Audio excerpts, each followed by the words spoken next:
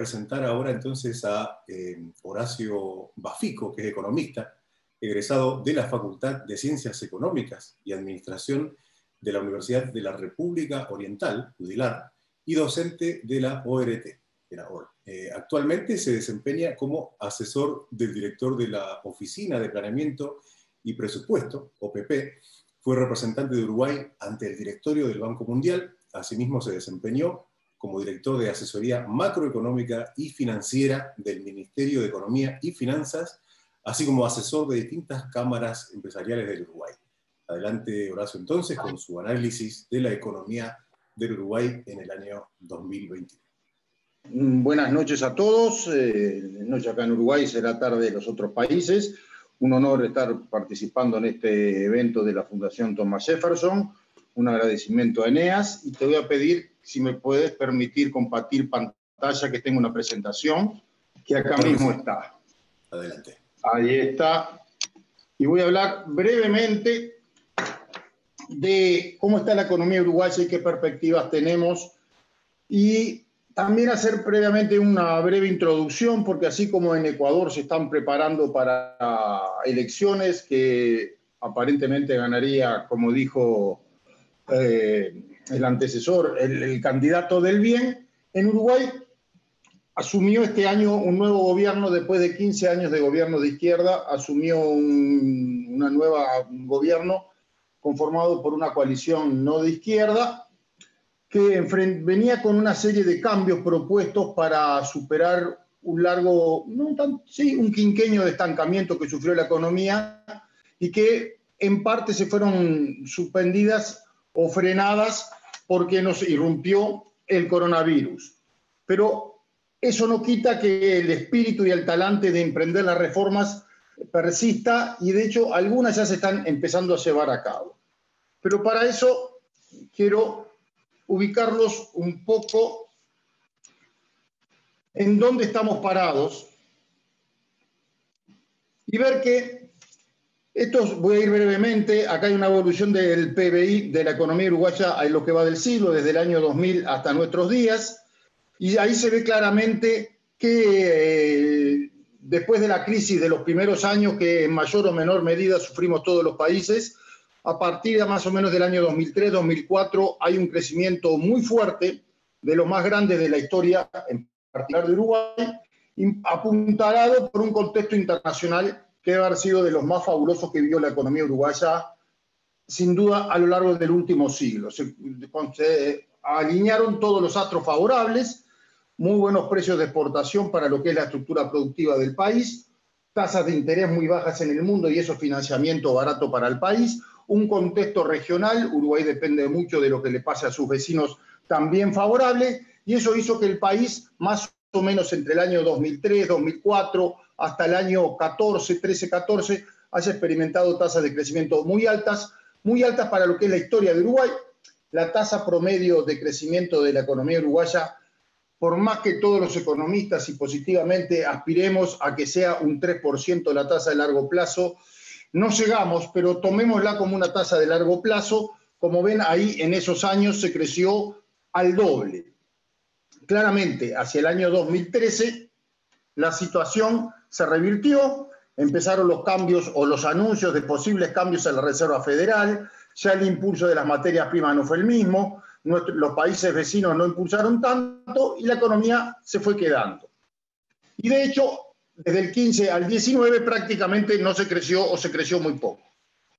Medido en dólares, el crecimiento muy fuerte llevó a que el PBI, acá vemos la variación del PBI, haya rondado los $60.000, $56.000 en la última medición, y eso hace $50.000 millones, perdón, y eso hace que el PBI per cápita del Uruguay sea unos $16.000 per cápita, lo que es una buena noticia y no tan buena. ¿Por qué es una buena y no es buena? En parte porque lo que vamos a ver ahora, esto está muy influenciado por lo que mal se dice en la jerga, pero los economistas nos rechinan, pero lo que entendemos, el fuerte atraso cambiario o apreciación que vivieron las monedas de nuestros países, que hicieron que nos encareciésemos y que en dólares fuésemos más ricos, cuando verdaderamente lo importante es la verdadera producción de bienes y servicios que genera la economía, que no fueron tantos, pero esa apreciación hizo que sea un país en términos de dólares más rico.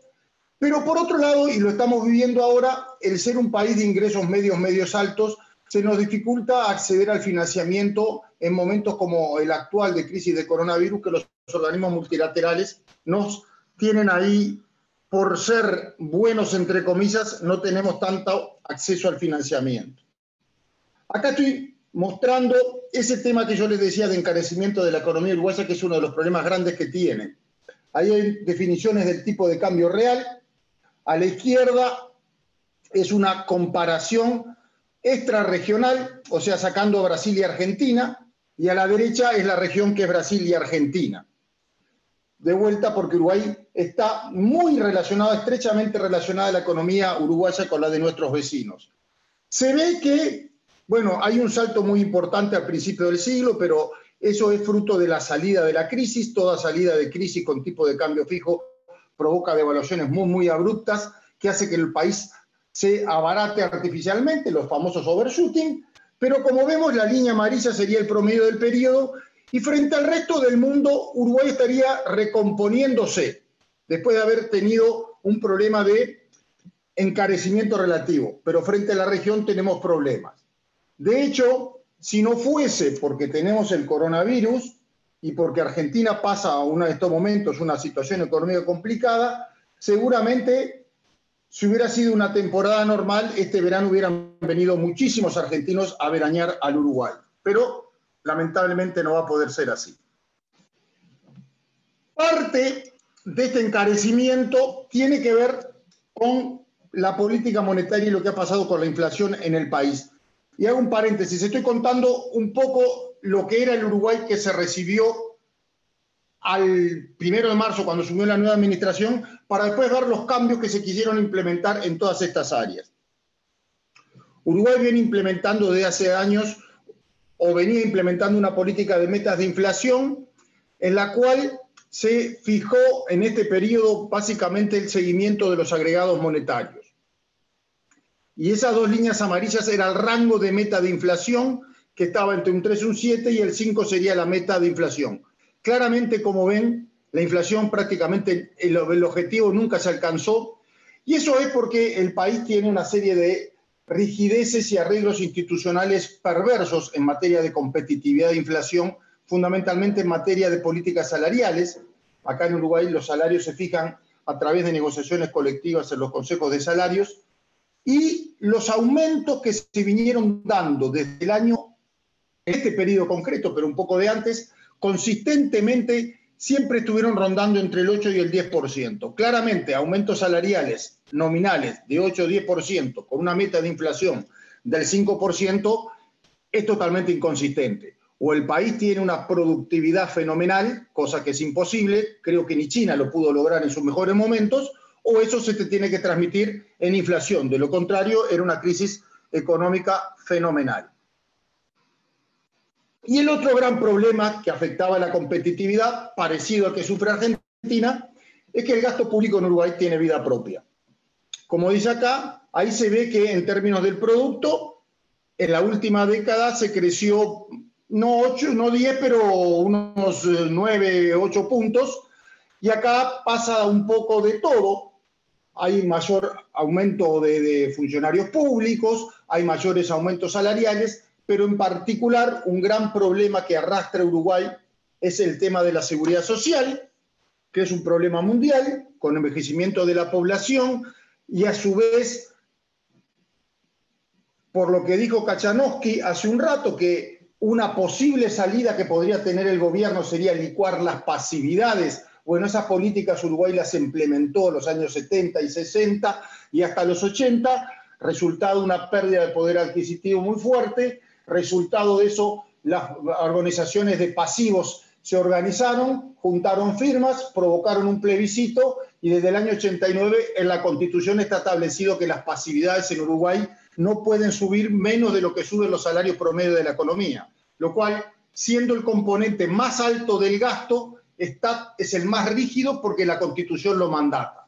Entonces, esa posibilidad de Argentina, que por ahora la tiene, en Uruguay no la tiene, lo que llevó a una reforma de la seguridad social a mediados de los 90 que tendía a acotar el gasto, introduciendo un sistema de capitalización, pero sucesivos marchas atrás que hubieron en los últimos años volvieron a plantear el tema de la seguridad social nuevamente, al punto tal que, me adelanto, hoy día está funcionando una comisión para volver a analizar el tema de la seguridad social para poder abatir este gasto a mediano plazo. Claramente este gasto no lo puedo bajar de golpe ahora, pero la señal de que una reforma de la seguridad social, que ya les digo, es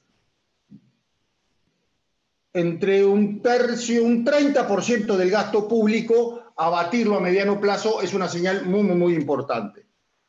Claramente, como resultado de una economía que se estanca y un crecimiento del gasto fundamental, sube el déficit, que teníamos un déficit consolidado del sector público en torno al 1% una década atrás, hoy estamos rondando al 6%, ¿verdad?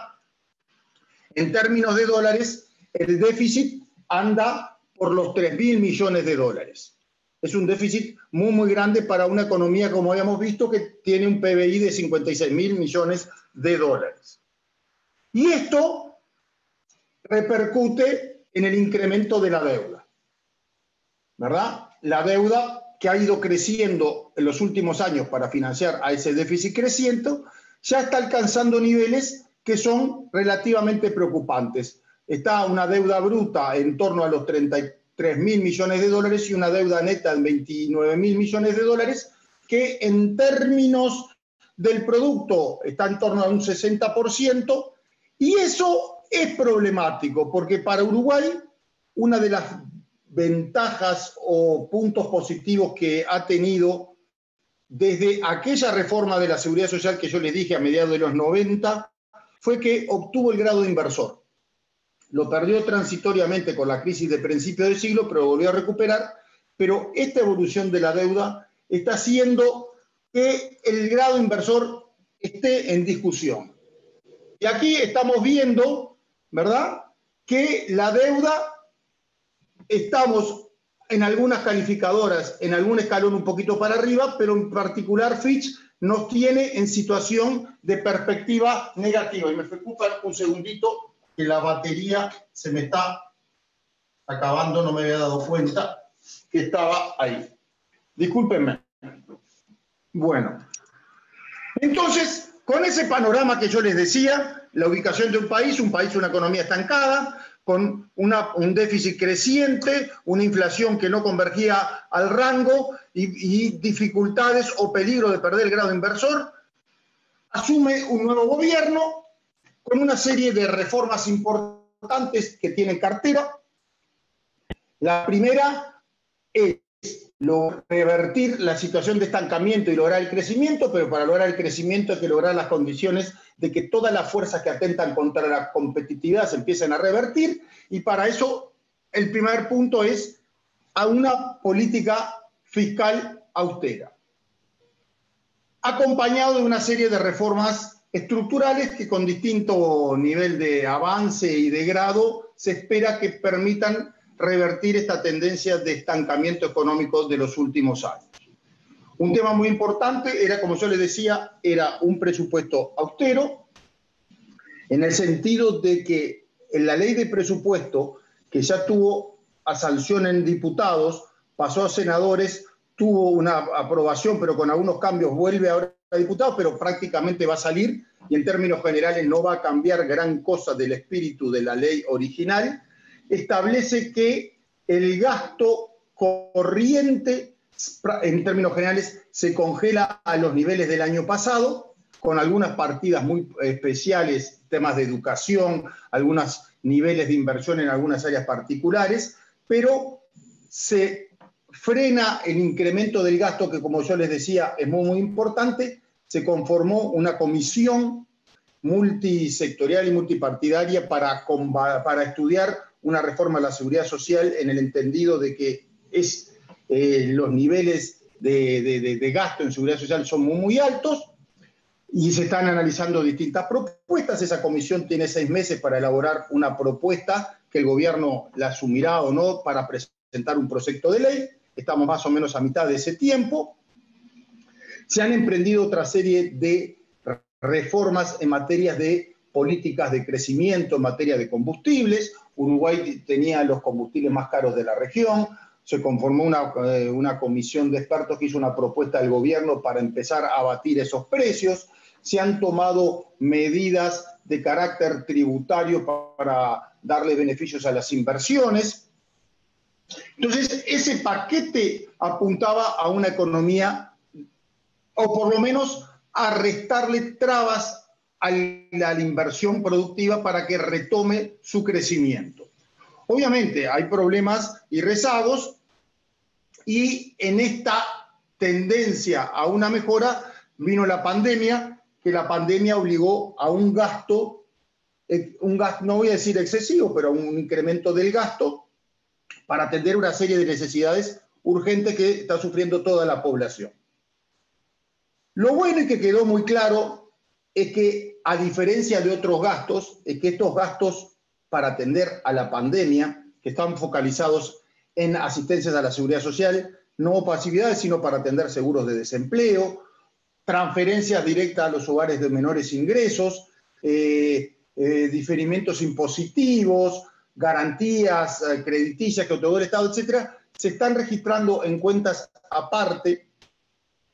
Y lo bueno es que esto, a diferencia de lo que eran los gastos históricos en Uruguay, pero es la historia de los países latinoamericanos, los gastos cuando se implementaban se institucionalizaban. Estos gastos son claramente por la caridad, por el tipo de gastos, son gastos de una sola vez, que una vez superada la pandemia, esperemos que en los próximos meses estos gastos desaparecerían y el país volvería a la tendencia del gasto original prevista en el presupuesto. Obviamente todo esto trastocó las perspectivas de crecimiento. Y acá estamos viendo cuáles serían las perspectivas de crecimiento en los próximos 3 años. Vuelvo a retomar el año 19, que lo habíamos visto la otra vez, prácticamente sin crecimiento. Y acá comparo lo que es los crecimientos previstos por el presupuesto y cuáles son las expectativas del mercado que se recogen a través de la encuesta de expectativas que releva el Banco Central del Uruguay. Hay convencimiento de que va a haber una caída del nivel de actividad fuerte este año, pero empieza a recuperarse la economía en el año 21 y en el año 22 convergería y de ahí en adelante a lo que sería una tasa de crecimiento de largo plazo de la economía. El mercado es un poco más pesimista que el gobierno. Probablemente el gobierno se haya quedado corto con la caída para este año, que ahí está en torno al 3,5, y probablemente la caída de este año esté en torno más cercano al 4 y poco. Pero sí se espera una recuperación para el año que viene. ¿Cuáles son los sustentos para estimar un crecimiento a partir del año que viene? En primer lugar, el propio rebote. Una economía que cae mucho deja espacio para rebotar con condiciones medianamente normales. Pero a su vez, el contexto internacional, extrarregional, vuelve a lucir bastante favorable para el Uruguay. Creo que para la región también, pero en el caso particular de Uruguay vuelve a lucir bastante favorable porque claramente por un horizonte de unos cuantos años el nivel de financiamiento externo va a ser muy bajo. Y eso siempre es positivo, el que haya financiamiento es una cosa positiva. Y en materia de precios de los principales rubros de exportación del país, los valores, sin ser los altos que se alcanzaron entre los años 9, 10 y 11, son niveles lo suficientemente atractivos que están estimulando aumentos sobre todo en el agro de mayores cosechas. Las perspectivas de rendimiento son buenas y entonces la exportación sería un motor por el cual se saldría. El tema es la región. Brasil estaría dando algunas noticias un poco alentadoras y de Argentina esperamos que se enderece y que empiecen a darnos buenas noticias. Hacia el año 22 la situación ya esperamos, pero ya en 22 es futurología que se normalice.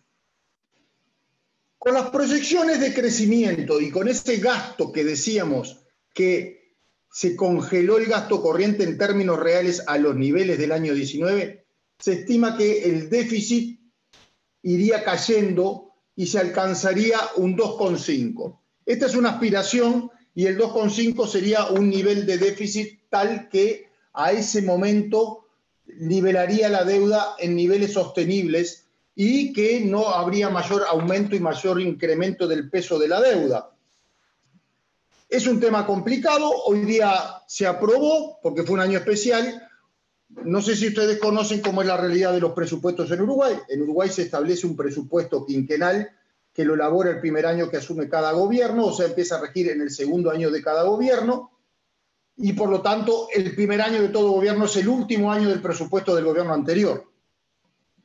Pero ese presupuesto no necesariamente queda congelado, porque en cada rendición de cuentas, o sea, cada año, cuando el gobierno se presenta al Parlamento y rinde cuentas de lo que hizo de su mandato, cabe la posibilidad de haber ajustes. Y en Uruguay la tradición y la historia muestra que en esas instancias siempre hay disputas distributivas y los gremios salen fuerte a las calles y habrá que ver qué pasa.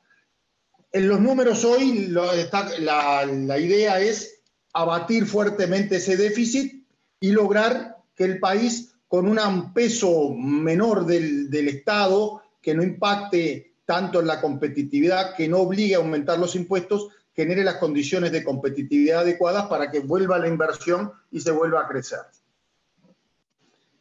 Y el tema importante que yo les decía, otro tema donde va a haber un cambio, es en el tema de la inflación. Hasta ahora la inflación no convergía al objetivo por los arreglos perversos que yo les decía en materias salariales. Este año, con la crisis y con la fuerte caída de empleo que hubo en el año, no se convocaron a los consejos de salarios. Y es una oportunidad cuando se convoque en el año que viene para cambiar la pisada y en vez de ajustarse, como viene siendo la historia, en base a la inflación pasada, que es lo mínimo que pide cada salario, el gobierno empieza a anunciar que serían forward-looking y no back-looking. Entonces, eso sería un cambio muy importante. De hecho, ya el Banco Central en su política monetaria tuvo un cambio importante y ya no sigue agregados monetarios, sino que ahora está fijando la tasa de interés. Y la tasa de interés de política monetaria que está fijando el Banco Central hoy día está levemente por debajo del 4,5, está 4,3. O sea, esa es una señal muy fuerte de compromiso de llevar la inflación a la meta. De hecho, el mercado está creciendo y de niveles de 8 o 9, que es la historia del Uruguay, ya para el año próximo, este año va a terminar aproximadamente en 9,5. Y en este 9,5 no es tanto un tema inflacionario, sino que es un tema de ajustes de precios relativos, porque hubo una devaluación muy fuerte en el mes de abril y el dólar subió casi un 20% y eso impactó muy fuerte en la inflación. Ya tenemos un arrastre grande, pero en la segunda mitad del año prácticamente tuvimos una inflación muy, muy, muy baja. Entonces, no es tanto un nivel, sino que es un salto. Pero ya para el año que viene se prevé que esté para el mercado levemente por encima del 7, el gobierno aspira a que esté por debajo del 7 y ya ir convergiendo al rango en los próximos años.